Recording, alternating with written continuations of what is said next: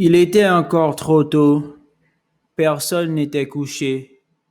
La plupart étaient assis en tailleur, généralement seuls, plus rarement en couple, devant leur tente. Beaucoup étaient nus. Sans être obligatoire, le naturisme était largement pratiqué chez les Élohimites. Nos créateurs, les Élohim, qui avaient acquis une maîtrise parfaite du climat sur leur planète d'origine, allaient du reste nus, comme il convient à tout être libre et fier, et en rejeter la culpabilité et la honte. Ainsi que l'enseignait le prophète, les traces du péché d'Adam avaient disparu. Nous vivions maintenant sous la loi nouvelle du véritable amour. Dans l'ensemble, ils ne faisaient rien, ou peut-être est-ce qu'ils méditaient à leur manière. Beaucoup avaient les paumes ouvertes et le regard tourné vers les étoiles. Les tentes fournies par l'organisation affectaient la forme d'un tipi, mais la toile, blanche et légèrement brillante, était très moderne, du genre nouveau matériau issu de la recherche spatiale. Enfin, c'était une espèce de tribu indienne high-tech. Je croyais qu'ils avaient tous Internet. Le prophète insistait beaucoup là-dessus. C'était indispensable pour qu'ils puissent leur communiquer instantanément ces directives. Ils devaient avoir, je suppose, d'intenses relations sociales par Internet interposées, mais ce qui était frappant à les voir réunis, c'était plutôt l'isolement et le silence. Chacun restait devant sa tente sans parler, sans aller vers ses voisins. Ils étaient à quelques mètres les uns des autres, mais semblaient ignorer jusqu'à leur existence respective. Je savais que la plupart n'avaient pas d'enfants, ni d'animaux domestiques. Ce n'était pas interdit, mais quand même fortement déconseillé. Il s'agissait avant tout de créer une nouvelle espèce, et la reproduction des espèces existantes était considérée comme une option désuète, conservatrice, preuve d'un tempérament frileux qui n'indiquait pas en tout cas une foi très grande. Il paraissait peu vraisemblable qu'un père de famille s'élevât très haut dans l'organisation. Je traversai toutes les allées, passai devant plusieurs centaines de tentes sans que personne m'adresse la parole. Il se contentait d'un signe de tête, d'un sourire discret. Je me dis d'abord qu'ils étaient peut-être un peu intimidés. J'étais un VIP. J'avais le privilège d'un accès direct à la conversation du prophète. Mais je me rendis très vite compte que lorsqu'ils se croisaient dans une allée, leur comportement était exactement identique. Un sourire, un signe de tête, pas plus. Je continuai après la sortie du village, marcher pendant quelques centaines de mètres sur la piste caillouteuse avant de m'arrêter. C'était une nuit de pleine lune. On distinguait parfaitement les graviers, les blocs de lave. Loin vers l'est, j'apercevais la faible luminosité des barrières métalliques qui ceinturaient le domaine. J'étais au milieu de rien, la température était douce et j'aurais aimé parvenir à une conclusion quelconque. Je dus rester ainsi longtemps, dans un état de grand vide mental, parce qu'à mon retour, le campement était silencieux. Tout le monde apparemment dormait. Je consultai ma montre. Il était un peu plus de 3 heures. La cellule de savant était encore éclairée. Il était à sa table de travail, mais entendit mon pas et me fit signe d'entrer. L'aménagement intérieur était moins austère que je ne l'aurais imaginé. Il y avait un divan avec d'assez jolis coussins de soie. Des tapis aux motifs abstraits recouvraient le sol rocheux. Il me proposa un verre de thé. Tu as dû te rendre compte qu'il y avait certaines tensions au sein de l'équipe dirigeante, dit-il avant de marquer un temps de silence. Décidément, à leurs yeux, j'étais un pion lourd. Je ne pouvais pas m'empêcher de penser qu'ils s'exagéraient mon importance. Il est vrai que je pouvais raconter n'importe quoi. Il y aurait toujours des médias pour recueillir mes propos. Mais de là à ce que les gens m'écoutent et modifient leur point de vue, il y avait une marche. Tout le monde s'était habitué à ce que les personnalités s'expriment dans les médias sur les sujets les plus variés, pour tenir des propos en général prévisibles, et plus personne n'y prêtait une réelle attention. En somme, le système spectaculaire, contraint de produire un consensus écœurant, s'était depuis longtemps effondré sous le poids de sa propre insignifiance. Je ne fis rien pour le... Pourtant, j'acquiesçais avec cette attitude de neutralité bienveillante qui m'avait déjà tant servi dans la vie, qui m'avait permis de recueillir tant de confiance intime dans tant de milieux que je réutilisais ensuite, grossièrement déformés, méconnaissables dans mes sketchs. Je ne fus pas réellement inquiet. Le prophète me fait confiance, poursuivit-il, mais notre image dans les médias est catastrophique. Nous passons pour des hurluberlus, alors qu'aucun laboratoire dans le monde à l'heure actuelle ne serait en mesure de produire des résultats équivalents aux nôtres. Il balaya la pièce d'un geste de la main comme si tous les objets présents, les ouvrages de biochimie en anglais d'Elsevier Publications, les DVD de données alignés au-dessus de son bureau, l'écran d'ordinateur allumé, étaient là pour témoigner du sérieux de ses recherches. J'ai brisé ma carrière en venant ici, poursuivit-il avec amertume. Je n'ai plus accès aux publications de référence. La société est un feuilletage et je n'avais jamais introduit de scientifique dans mes sketchs. Il s'agissait, à mon avis, d'un feuillet spécifique, mu par des ambitions et des critères d'évaluation intransposables au commun des mortels. Il n'avait en résumé rien d'un sujet grand public. J'écoutais cependant, comme j'écoutais tout le monde, mu par une ancienne habitude. J'étais une sorte de vieil espion de l'humanité, un espion à la retraite, mais ça pouvait aller. J'avais encore de bons réflexes. Il me semble même que je hochais la tête pour l'inciter à poursuivre. Mais j'écoutais en quelque sorte, sans entendre. Ces paroles s'échappaient au fur et à mesure de mon cerveau. J'avais établi involontairement comme une fonction de filtre. J'étais pourtant conscient que Miss Kiwix était un homme important, peut-être un des hommes les plus importants de l'histoire humaine. Il allait modifier son destin au niveau biologique le plus profond. Il disposait du savoir-faire et des procédures. Mais peut-être est-ce que c'est moi qui ne m'intéressais plus beaucoup à l'histoire humaine. J'étais moi aussi un vieil homme fatigué. Et là, au moment où il parlait et me louait la rigueur de ses protocoles expérimentaux, le sérieux qu'il apportait à l'établissement et à la validation de ses propositions contrafactuelles, je fus soudain saisi par l'envie d'Esther, de son joli vagin souple. Je repensai aux petits mouvements de son vagin se refermant sur ma queue. Je prétendis avoir sommeil et à peine sorti de la caverne de savant, je composai le numéro de son portable, mais il n'y avait personne, rien que son répondeur, et je n'avais pas tellement envie de me branler. La production des spermatozoïdes se faisait plus lentement à mon âge, le temps de latence s'allongeait, les propositions de la vie se feraient de plus en plus rares avant de disparaître tout à fait. Bien entendu, j'étais partisan de l'immortalité. Bien entendu, les recherches de Miss Kiwix constituaient un espoir.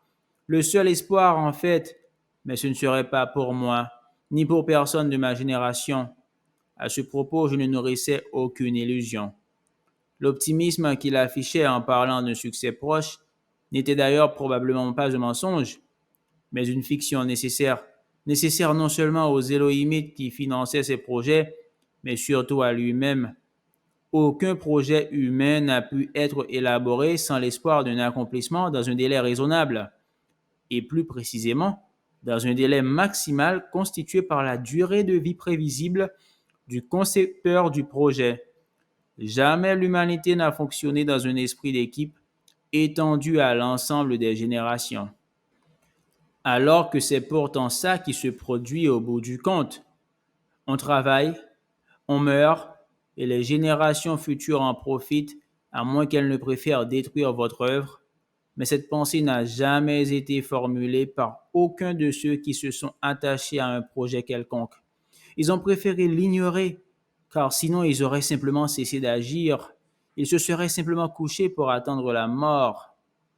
C'est ainsi que Savant, si moderne soit-il sur le plan intellectuel, était encore un romantique à mes yeux.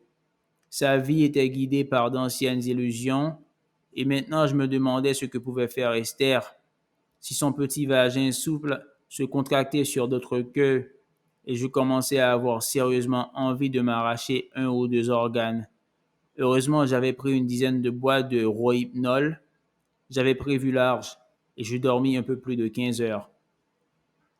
À mon réveil, le soleil était bas dans le ciel et j'eus tout de suite la sensation qu'il se passait quelque chose d'étrange. Le temps était à l'orage, mais je savais qu'il n'éclaterait pas. Il n'éclatait jamais. La pluviosité dans l'île était pratiquement nulle.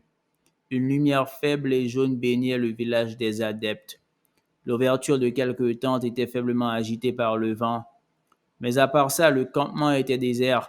Personne ne circulait dans les allées. En l'absence d'activité humaine, le silence était total. En gravissant la colline, je passai devant les chambres de Vincent, de Savant et de Flic, toujours sans rencontrer personne. La résidence du prophète était grande ouverte. C'était la première fois depuis mon arrivée qu'il n'y avait pas de garde à l'entrée. Malgré moi, en entrant dans la première salle, j'étouffai le bruit de mes pas. En traversant le couloir qui menait à ses appartements privés, j'entendis des voix étouffées, le bruit d'un meuble qu'on traînait sur le sol et quelque chose qui ressemblait à un sanglot. Toutes les lumières étaient allumées dans la grande salle où le prophète m'avait reçu le jour de mon arrivée, mais là non plus il n'y avait personne. Je fis le tour, poussai une porte qui conduisait à l'office, rebroussai chemin.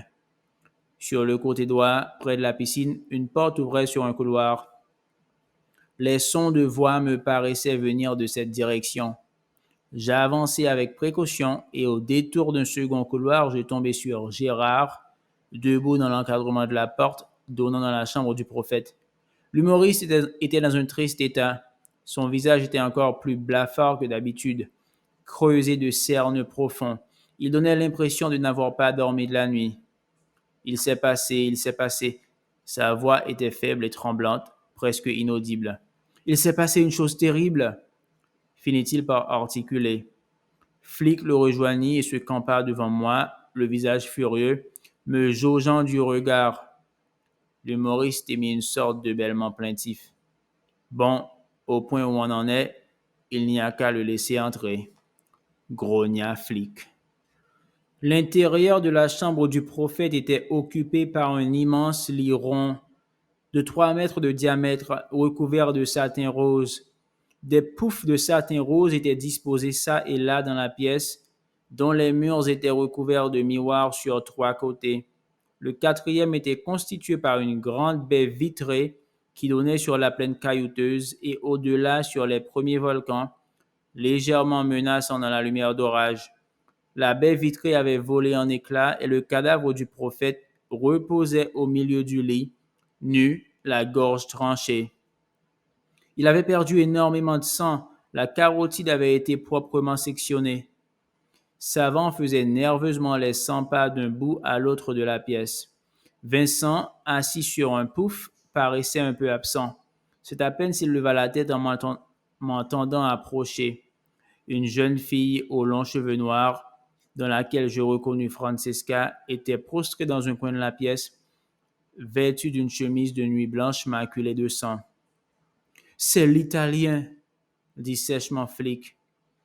C'était la première fois que j'avais l'occasion de voir un cadavre, et je n'étais pas tellement impressionné. Je n'étais pas tellement surpris non plus.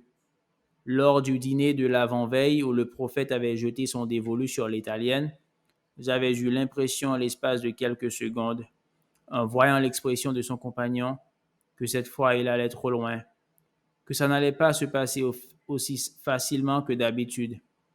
Et puis finalement, Gianpaolo avait paru se soumettre. Je m'étais dit qu'il allait s'écraser comme les autres.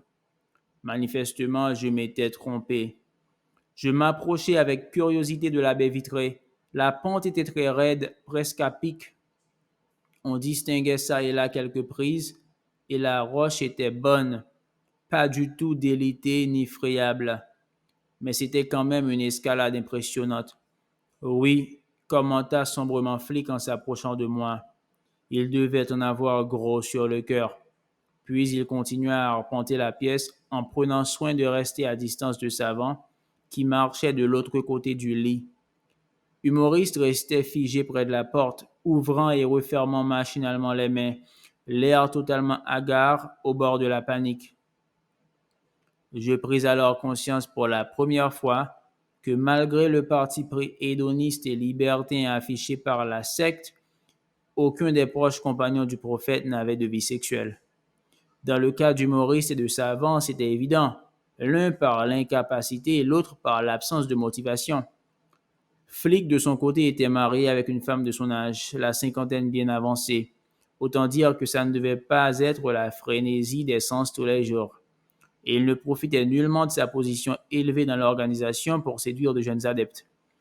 Les adeptes eux-mêmes, comme je l'avais remarqué avec une surprise croissante, étaient au mieux monogames et dans la plupart des cas zérogames, à l'exception des jeunes et jolis adeptes lorsque le prophète les invitait à partager son intimité pour une nuit.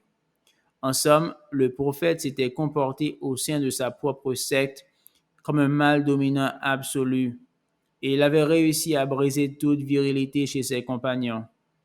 Non seulement ceux-ci n'avaient plus de vie sexuelle, mais ils ne cherchaient même plus à en avoir.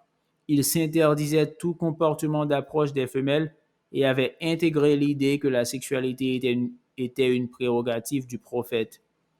Je compris alors pourquoi celui-ci se livrait, dans ses conférences, à un éloge redondant des valeurs féminines et à des charges impitoyables contre le machisme. Son objectif était tout simplement de castrer ses auditeurs. De fait, chez la plupart des singes, la production de testostérone des mâles dominés diminue et finit par se tarir. Le ciel s'éclaircissait peu à peu, les nuages se dispersaient. Une clarté sans espoir allait bientôt illuminer la plaine avant la tombée de la nuit. Nous étions à proximité immédiate du tropique du Cancer. Nous y étions grosso merdo, comme l'aurait dit l'humoriste, lorsqu'il était encore en état de produire ses saillies. Ça n'a au trou du cul n'importance. J'ai l'habitude rude de prendre des céréales au petit déjeuner. Voilà les bons mots par lesquels il s'essayait d'ordinaire à égayer notre quotidien. Qu'est-ce qu'il allait devenir, ce pauvre petit bonhomme, maintenant que singe numéro 1 n'était plus? Il jetait des regards effarés sur Flick et Savant, respectivement singe numéro 2 et singe numéro 3, qui continuaient à marcher de long en large dans la pièce, commençant à se mesurer du regard. Lorsque le mâle dominant est mis hors d'état d'exercer son pouvoir, la sécrétion de testostérone reprend chez la plupart des singes. Flick pouvait compter sur la fidélité de la fraction militaire de l'organisation. C'est lui qui avait recruté l'ensemble des gardes, qui les avait formés. Il n'obéissait qu'à ses ordres. De son vivant, le prophète se reposait entièrement sur lui pour ces questions. D'un autre côté, les laborantins et l'ensemble des techniciens responsables du projet génétique n'avaient affaire qu'à Savant et à lui seul. On avait somme toute affaire à un conflit classique entre la force brute et l'intelligence, entre une manifestation basique de la testostérone et une autre plus intellectualisée. Je sentis de toute façon que ça n'allait pas être bref, et je m'assis sur un pouf à proximité de Vincent. Celui-ci parut reprendre conscience de ma présence, émit un vague sourire et replongea dans sa rêverie.